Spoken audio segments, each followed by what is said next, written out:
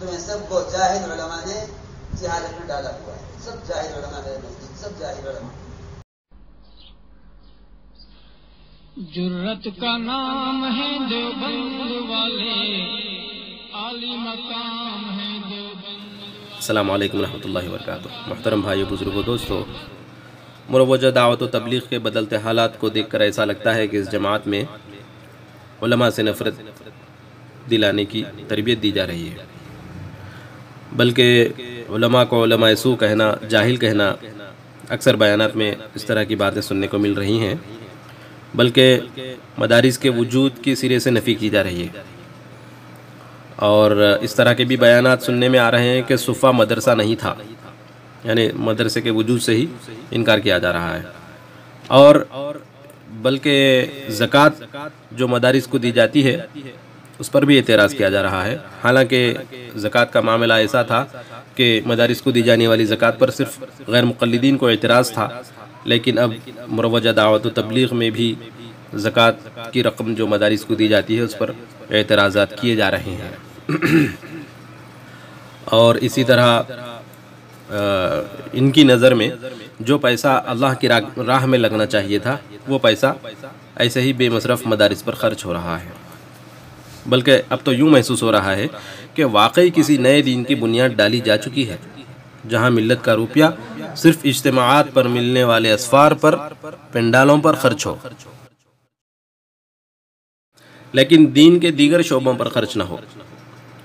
اور اسی طرح اس نئے دین میں نماز، روزہ، زکوٰۃ اور حج جو فرائض ہیں ان کے علاوہ بھی نئے فرائض گڑھ لیے گئے ہیں، جیسے کہ مسجد میں حلقہ لگانے کو فرض بتایا جا رہا ہے. اور اسی طرح امر بالمعروف کا جو حکم قرآن میں موجود ہے، جو فرض کفایہ کے درجے میں ہے، اسے کچھ اس انداز میں بیان کیا جاتا ہے کہ سننے والے کو اس کے فرض ہونے کا گمان ہوتا ہے، بلکہ 6 نمبر کو ہی پورا دین بتایا جا رہا ہے. اور تو اور اس دین میں حج کو جانے کی بھی ضرورت نہیں ہے، بلکہ خود جو مرکز کو جائے گا اسے حج سے زیادہ نیکیاں کمانے کی بات بیانات میں کہی جا رہی ہے.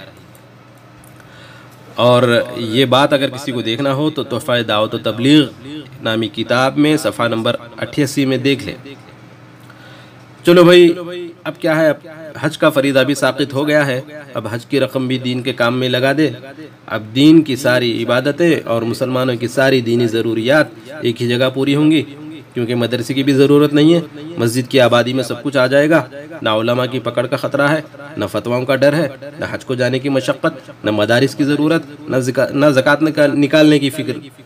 اور اس نئی اسکیم میں سب کچھ آپ کو مسجد کی آبادی میں اور 6 نمبر کے دائرے میں مل جائے گا.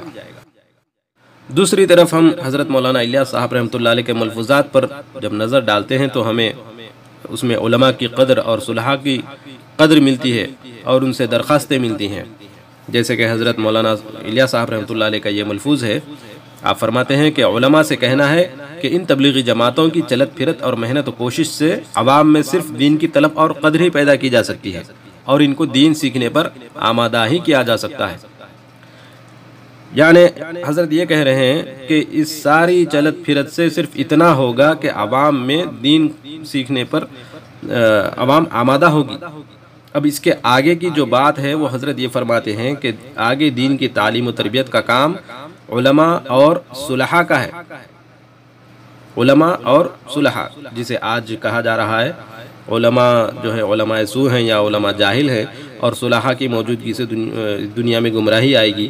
آج کے جو بیانات ہیں اس طرح کی باتیں کہی جا رہی ہیں، لیکن ہمیں اس کام کے قدیم نہج پر باقی رکھنا ہے.